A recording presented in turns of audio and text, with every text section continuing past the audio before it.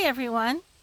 In this video, I'm going to share about divorcing a narcissist, or rather, how I divorced two and what happened. Because what I experienced back then, years ago, actually 30 years ago, 31, I was so caught up in the emotion and the devastation of being with them in the first place. There were many, many things I did not think through, nor did I have anyone to help me think through those things. And because of my lack of patience to just get it over with, I missed out on the things that I should have done right. So I don't mind talking about my past at all. In fact, if I can share anything that is of value to you, which I believe some of these videos have been already, I find value in sharing them. And so I'm going to tell you about those things that I should have done when I divorced both of my narcissistic husbands. And by sharing my mistakes, either if you're presently experiencing this or may in the future, or maybe they're not even narcissists, maybe you can use some of my failures for your successes. So here we go. And this was well over 30 years ago on the first one. And for some of you who may doubt my ability to assess who is a narcissist, that's okay. Feel free to ask me in the comment section, because I feel quite qualified over the course of the years. Not only do I understand this personality disorder, but I also understand why I attracted them and why I behaved the way I did. And it took many years for me to do that, and I will be more than happy to talk about that in future videos if you'd like me to. Now, what did I do wrong, especially in the first divorce? The first and foremost thing I did wrong was I had no idea and left it completely up to my husband at the time for all of our financial affairs. I gave my paycheck to him, although we did have a small joint account for various household items. But I had no idea not only what his salary was, but what was in his own personal account, his retirement account, his 401k. I had no idea what our mortgage payments were and what our equity in our house was. And we also had numerous other properties. We had a vacation house, and we had land that we had purchased as an investment. And I hope this sunbeam doesn't interfere with this video. I'm trying to stay out of the wind, so that's why I choose sitting here in front of my woodpile. Now here's what I should have done. Rather than reacting with high emotion, to just get it over with and leave that man without any idea what our finances were.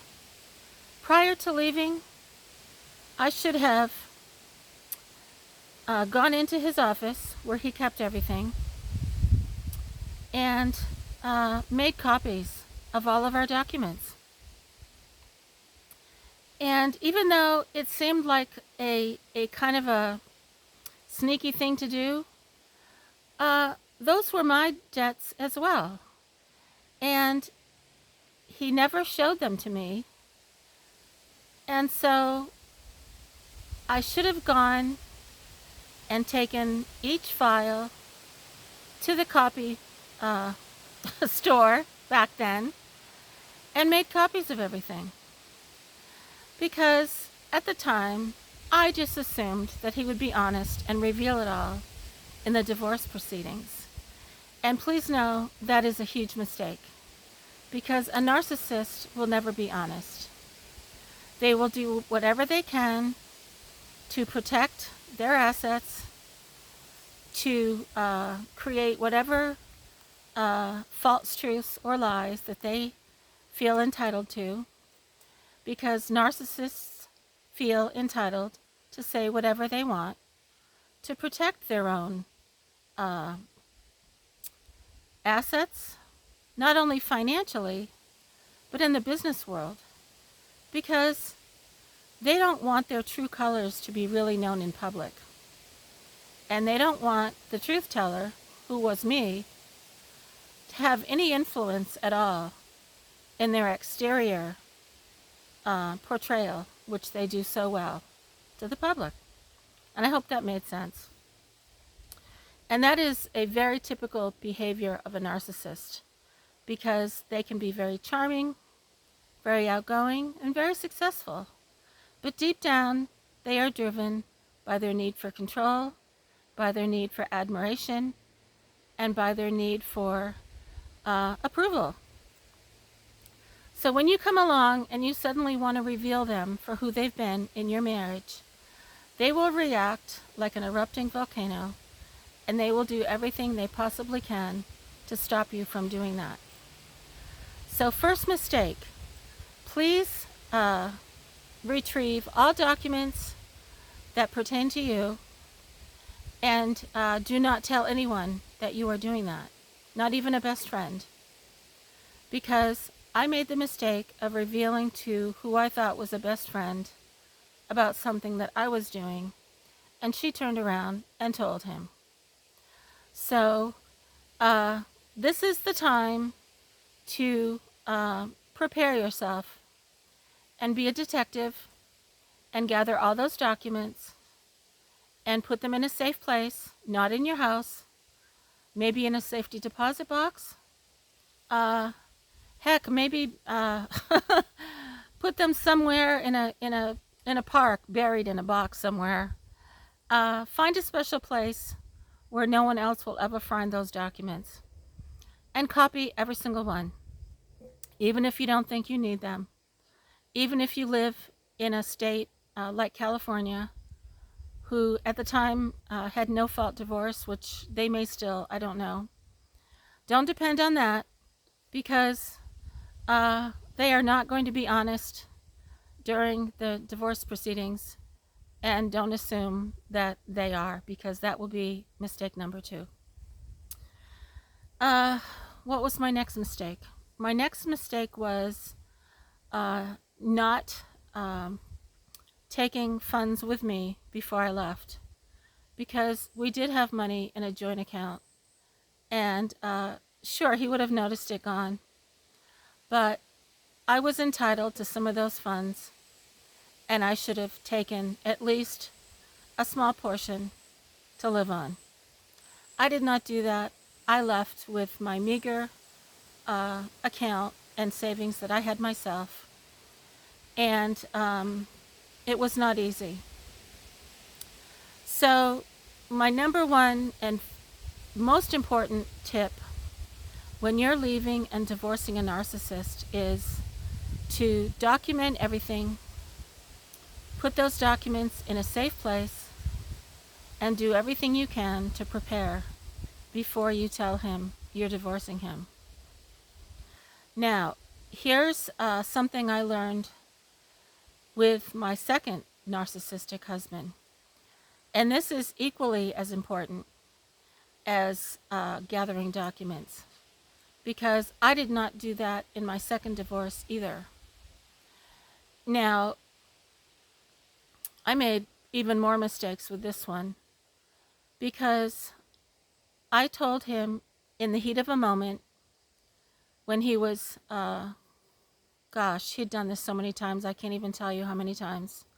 Maybe the 20th, 30th, 40th time, he'd chased me around the house, screaming and yelling, calling me names. One time he'd stood over me for 4 hours, just screaming and screaming and screaming. And I'm sure all the neighbors heard it. It was summer and the windows were open. And I cringed to think about them standing out in their yards on a summer night at midnight, hearing all of that. And thank God my daughter wasn't home. And he knew it, and that's why he did it. Okay, now what was I saying? Oh, do not wait for those screaming tirades to tell them that you want a divorce. Do not choose the heat of the moment where you're all alone with this person, because what happened to me was, this is when he slammed his fist into my face. And had I not turned, he might have blinded me in my left eye, your right, I believe, looking at me in the video. And thank goodness he only bashed in the side of my face and not my eye. So if you are leaving an abuser, even if they're not narcissistic, please gather all your things little by little so they don't notice. Don't tell anyone. And find yourself in a safe place before you tell them. And even better, don't even tell them where you are, even though they'll probably find you anyway. Because they're going to react with rage, so expect it. They're not going to be nice about it and say, oh, okay, yeah, I was abusive, I'm sorry, have a nice life. They're not going to do that. Don't expect normal behavior from a person with this personality disorder, because they will guaranteed react with rage and with vengeance to come after you in whatever way they can, and they will. And I was naive enough to think that my first husband would settle for a joint custody. And I was so broken and so upset and guilty for leaving him, believe it or not, that I agreed to joint custody. However, when my daughter changed her mind and called me one night crying, saying, Ma, I don't want to stay with Dad. I want to come live with you in Massachusetts. His true colors came out again. And I had to spend every penny I had, still with joint custody, but with primary physical custody. Why did he fight it? For money. Because he knew he would have to pay an increased amount, or rather a very substantial amount, of child support. It wasn't over being a father. Suddenly I was a horrible mother, even though I had done everything over the years. So again, don't expect honesty from these people. Expect a very vicious, dirty fight in the mud puddle, because that's what you're going to get. And your lawyers, you may have a good one, you may not, but know that self-empowering yourself is the best thing you can do with any of these scenarios. Now, looking back, the primary thing that I should have done, and I'm going to really focus on this one because it's so important with any relationship, and I have done this so many times, and that is, I have made very bad decisions in the heat of the moment. And when you're in a divorce scenario, that alone is a very upsetting situation to find yourself in. And I'm not sure if this would have been an option for me, but what I really needed was a timeout. There's an amazing woodpecker right on the other side of my phone, but I don't want to turn it around to show you. He just flew away. What I needed was a timeout, just to tell the legal system, wait a minute, I'm too emotional to do this. I don't want to make a decision. I don't want to keep paying these exorbitant fees. I need to calm down to really think about what I'm doing in order to go forward. And I did not do that. I was overwhelmed with the sheer desire to just get it the hell over with. And because I did that, I rushed through the process, and I made really bad choices in both of them. Now, a narcissist loves this because they know your weaknesses already, and they will use your weaknesses to their advantage. And they're going to try to upset you even more in this process. And they will most likely succeed, because that's what happened to me. And I was so overwhelmed and so distraught and so intimidated, especially with the first one, that I just gave in. And that's exactly what he wanted. And to this day, I have no idea how much money I could have received. It would have been at the very least $100,000. I'm sure quite a bit more. And do I care now? No. But looking back, I sure would have had a better start to my new life. And I would have been proud of myself for taking that time out and really fighting for what I so well deserved, because California was a no-fault divorce state. And I'll never forget the day my California attorney called me and said, "Barbara, please think about what you're doing. Don't just give him everything. Please stop and think about what you're doing." And I regret not taking his advice, because what I said was, "I don't care. I'm too upset. I just want to get it over with. Give him everything." And he sighed and he said, "Okay." And he sent me the papers and I signed them all and I FedExed them back. And that was that. So please don't do what I did. Please calm down. Take the time to either talk to a good friend, talk to your dog, talk to your cat, talk to your goldfish, talk to yourself, look in a mirror and say, "Wait a minute, I'm too upset. I'm not going to make this important decision based on emotions. And I'm going to remember that YouTube video that Barbara did. And I'm going to take a time out before I make a decision, because I'm not thinking clearly." And again, if you're with an abusive person, whether it's a man or a woman, because they can certainly be either, again, don't tell them in the heat of the moment that you're leaving, because it is a well-known fact that that is the most dangerous time to tell an abuser that. Take a couple pairs of jeans, as much money as you can without it being noticed, or better yet, create a stash little by little and put it somewhere, not in your house, not in your car, but somewhere that is a very unlikely place for anyone to find it. And plan your escape. Take your time. Or even yet, buy new clothes that they never saw before and put them somewhere with that money. And put them all in a safe place, and a place that is so ridiculous no one will ever think that you put them there. I did not do that either. I just left with the clothes on my back and packed my car when I left California, brought some items, and just took off with what I had. Now, the second husband, I actually threw him out, so I was able to keep most of what I had in the house. But again, it's a very emotional time. I did not make good decisions.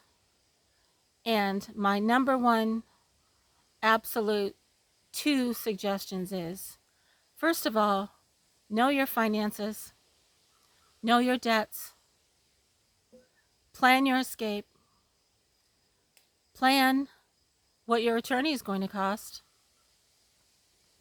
Don't have any mail come to your house if you've already hired one. Even maybe get a P.O. box. You can do that.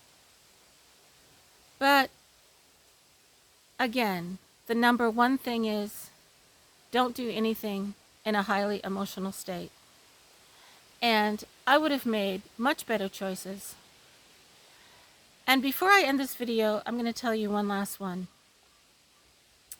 I did not file for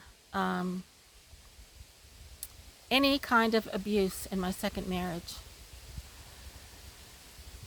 I don't even remember why I did not, because I had a picture taken of me of my black and blue and yellow and orange half side of my face where he had punched me.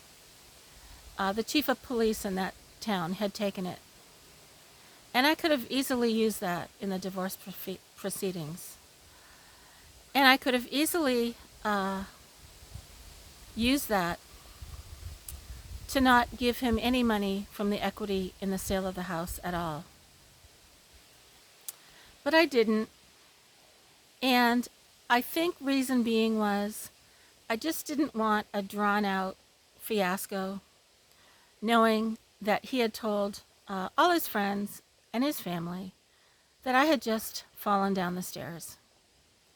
And because that was an isolated incident, I wasn't sure if I would be believed, so I let it go.